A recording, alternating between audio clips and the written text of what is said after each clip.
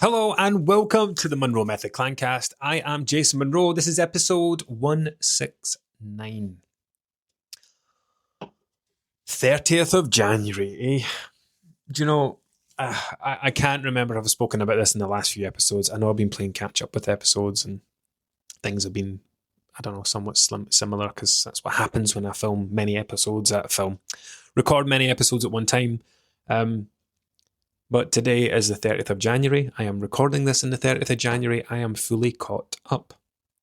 Now, I want to say something. I did a live chat this week with the community, and we spoke about, I spoke about how, if January has not gone to plan, if it's not gone the way that you hoped, then it's fine. Because January is a false start, in my opinion, for the majority of people. So, people start the new year with this gung-ho attitude, new year, new me, this is going to change, this is going to be different, this is what it's going to be like, and it just falls to pieces. It doesn't pan out, right? It doesn't happen. And that's okay, because that's what happens when you try to start January with that attitude and that approach. Like you go into January thinking that the new year is going to fix something, and the new year doesn't fix anything. It's just a reset of the clock. It's a different date in the calendar. Nothing magical happens. Nothing changes. So ultimately, we get to this point in the month, the 30th, and people are no further forward.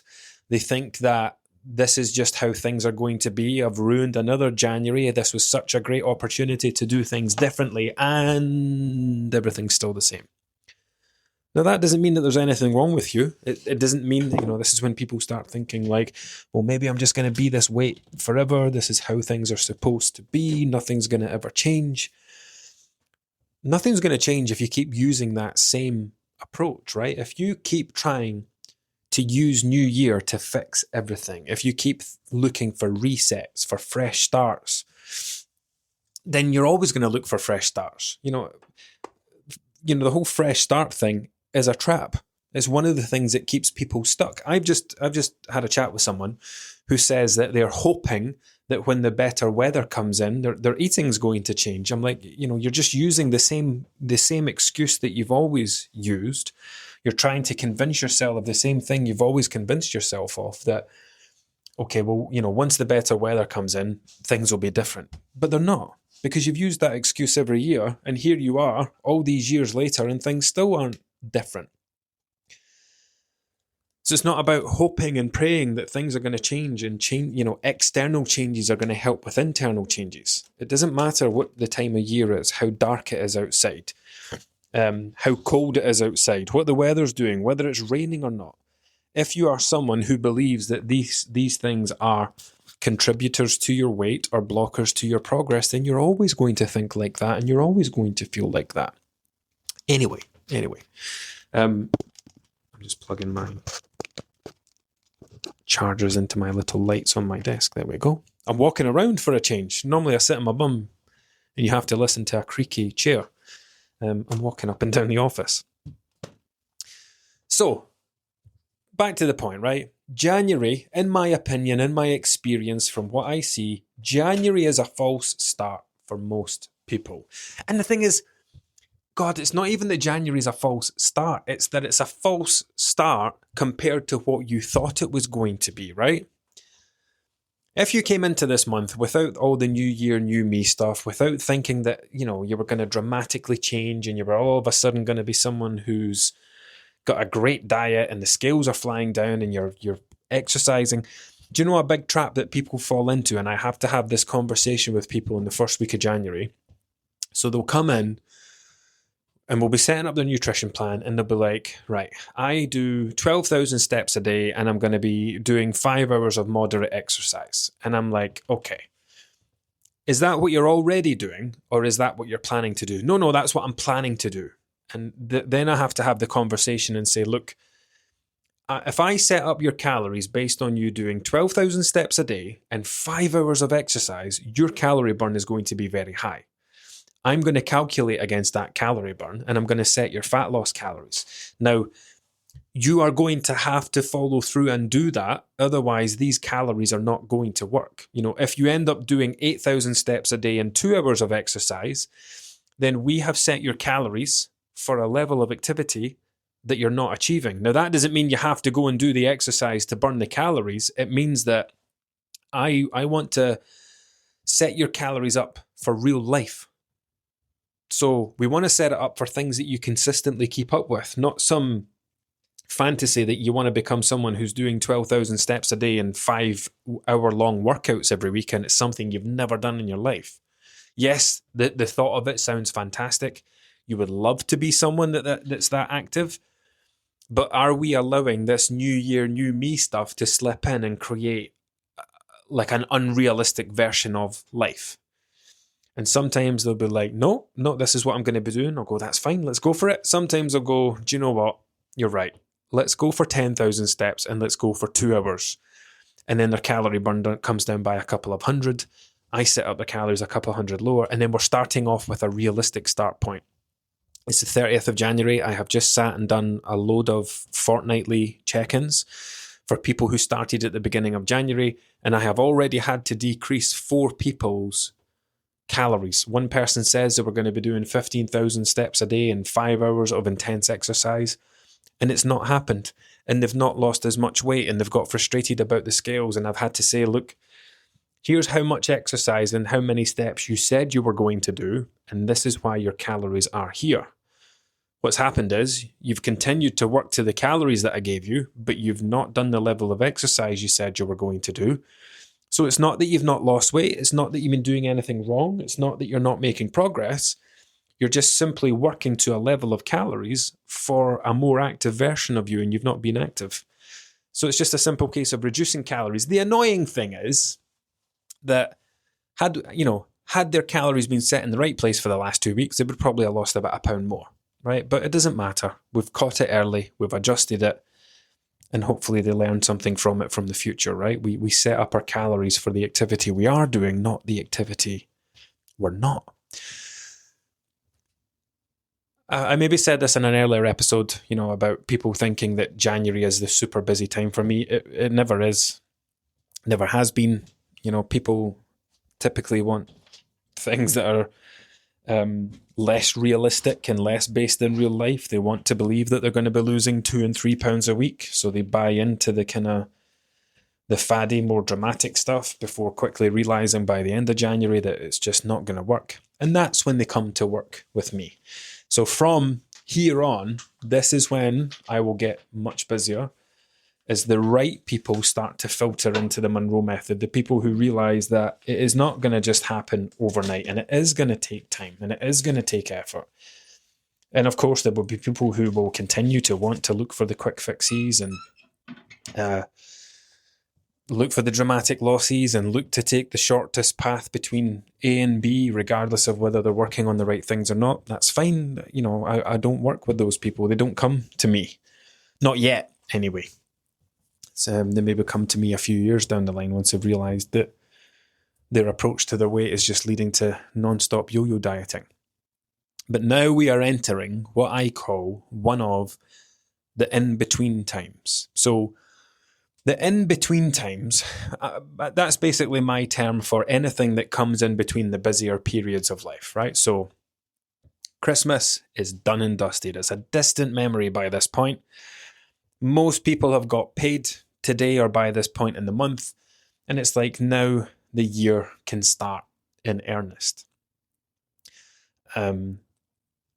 February and March, to me, are the in-between times. So not a lot happen, unless you've got a personally busy social calendar. It could be that you've got 3 birthdays in the house in February, or an anniversary and something else, right? Individually, yes, it will be different for everyone. But if we think about the wider calendar, holidays, Easter, summer, Christmas, New Year, half-term, summer holidays, all that stuff, February and March are what I call the in-between times, when life is a little bit quieter. April's different, but then May and June is again another one of these in-between times where life gets that little bit quieter again. And these are the months when I say to my community, look, this is the time to knuckle down. This is the time when we really work on things. Yes, we're going to relax when it comes to April because your kids are going to be off, or you're going to go on holiday, or it's going to be Easter, and we'll navigate those things when they come around. But February and March, this is the time to knuckle down and focus. This is the time where, yes, January probably didn't get off to the start that you hoped. You didn't lose as much weight as you wanted to lose. You didn't do as much exercise as you wanted to do. You didn't do as much meal planning or any of that stuff that you said you were going to do because this year was going to be different, and that's okay. It is so incredibly common to fall into that trap of using New Year as the big reset point, as the dramatic thing that's going to change everything. It's not just you. Everybody falls into it. Everybody slips into it. 2026 is going to be this and it's going to be that, and things are going to change and I'm going to be different. It's great to think about that. And it's not wrong to have those thoughts. It's not wrong to have those feelings. You can be different. You can change. It's just unhelpful to think that from the stroke of midnight on the 31st of December into the 1st of January 2026, that anything changes. You go through that midnight into the next day point 365 times every year. Why is that one specific one? Why is 1 out of 365 going to be any different to the rest of them? That's all in our head. If New Year didn't exist, then what would we do? We'd have to find something else to latch on to. People latch on to lots of things. The first Monday of the month, the first week of the month, the first of the month in general. This is it. This is going to change. And isn't it funny how, if we think about the regularity of that thing, right? If you are someone who starts every Monday after a weekend, you're someone who's going to love New Year because that's the type of person you are. You are someone who looks for these reset points. And if that's the type of person you are probably a long-term yo-yo dieter. You are probably someone who thinks in black, coming back to black and white thinking. You're someone who thinks about being on plan, off plan, on track, off track. You go off track every Friday and you promise yourself Monday's going to be the reset. Or you write off the month before and the first of the month gives you that new opportunity. The 1st of January is the biggest reset point of the year, and it completely feeds into that sort of mindset. So, the quick, brief, easy message today is that it doesn't matter how January has gone, right? Most people are falling into the January trap of thinking, this is how it should be. I should be acting differently. I should be behaving differently. I should have lost 10 pounds by now. I should have ran so many miles. I should be further along couch to 5K. I should have been to the gym 3 to 5 times every week by this point, and I haven't. What's the problem here? Is it the fact that you've not done it? Or is it the fact that you created these unrealistic expectations of what you thought you were going to do? If you've never done any of this ever in your life, this is how people ruin exercise and ruin running for themselves and things. Like, I am going to get up at 4 o'clock every day and go for a run before my work. Now, you have not done that at any point in your life ever. So what makes you think you are going to be able to go from doing something you have never done, like you can barely even get out of your bed in the morning. Never mind, get yourself out of bed in the morning, in the dark, in the cold, in winter, get into running gear, get out the front door and take yourself for a run. You can't even do it once. What makes you think you're going to do it 5 times every week before work? We create, these are lovely ideas. They sound fantastic. They sound great on paper, but we don't live on paper, right? We live real life. So, one of the biggest problems when it comes to health, when it comes to weight or diet or exercise or anything, it's not the thing itself. It's our expectations around it. People are scared to go to the gym because they don't want to end up big and bulky. Do you actually know how hard people have to work to get big and bulky? You've never been to the gym in your life. The people that you think that are big and bulky, they've been going for 10 years. 3 to 5 times a week, every single week. That's how they got like that. This idea that you're accidentally going to get bulky and look masculine and things like that, that's a fantasy. But again, this all comes down to like our understanding and our expectations. So if anything has gone wrong this month, it is this. You have placed greater expectations on yourself or on this month than you or this month was able to provide. That's the only thing that's gone wrong. And since you are someone who probably loves the idea of a reset, loves the idea of starting again, let's use it for February. Let's use it for February and say, do you know what? February is going to be a reset, but it's going to be a positive reset. It's going to be a reset because I have learned now that what I thought was going to happen in January wasn't going to happen. It was never going to happen. And it's not that I've done anything wrong. It's not that I've failed. It's not that I've went off track. It's not that I don't want to lose weight. It's not that I don't want to be fitter or healthier. I just need to stop trying to do it in an unrealistic way, in an unsustainable way. I need to stop pretending that I am going to be someone who all of a sudden goes from not planning meals ever to planning every single meal every single day. I am not going to be someone who goes from doing no cooking to cooking every single meal from scratch. We need realistic expectations, and it's not just around the things that we're doing, it's around the things that we expect, right? You are not going to lose 10 pounds next month. Like most people are not. You'll be lucky to lose 4 pounds next month. Do you know the average rate of weight loss in most people is about half a pound a week? Now, that doesn't sit great with me because I don't want people losing half a pound a week, because if you have a lot of weight to lose, that is a long time. I try to make sure at least everybody I'm working with is losing at least a pound a month. If you have more weight to lose, you will lose weight quicker. If you only have a little weight to lose, you will lose weight slower. But it doesn't matter. I don't think anybody has ever... It's not that I've not worked with people who lose weight in an unrealistic way. It's just I work with it doesn't matter how much weight somebody loses. Do you know what's something really funny that happens? I will go through someone's entire check-in. I can record 15 to 20 minutes of feedback, and I can think, God, this person is thinking brilliantly. They are doing so well. They're thinking about the process the right way. Their weight's moving beautifully. They are doing incredibly well. And they sound like they're really upbeat and positive about it. And then I'll get to the very end of the check-in and they'll say, I'm just disappointed I've only lost 2.5 pounds this fortnight. I'm going, fuck me. When will people ever be happy?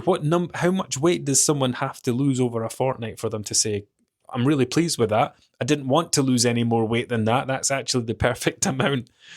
Nobody has ever said that. And please know that that's perfectly normal. That's the whole point that I'm mentioning it. Nobody's ever said that. Nobody has ever come to me and said, do you think we could slow things down a bit? Losing 3 pounds a fortnight is a bit too quick. Could we get that down to £1 a week or half a pound a week? I would love this to take longer. Nobody's ever said that. We always want more. So please know that that is completely normal. But also know that your expectations of weight loss are almost always going to be unrealistic. And that's okay. I would love to be making more money. I would love to be a millionaire. It's not going to happen though, is it? So to round this one off, nothing is going wrong. Nothing as bad has happened. It is only the first month of the year. There is 11 more of them to go. You've not ruined anything. Yes, 2026 might have started like most other years has. Most other years have. But that doesn't mean the rest of the year has to go like this. Look at January. What can you learn from it? What can you take from it? What positives have happened that you can now take into February with you? What can you learn from January so that you can go in and make February better? For me, this is the point where the year really kicks off. You know, for me, the year doesn't really start in January. It starts in February. And this is when people really start to make real progress. And you can be one of them too. Right, that is enough from me. Until next time.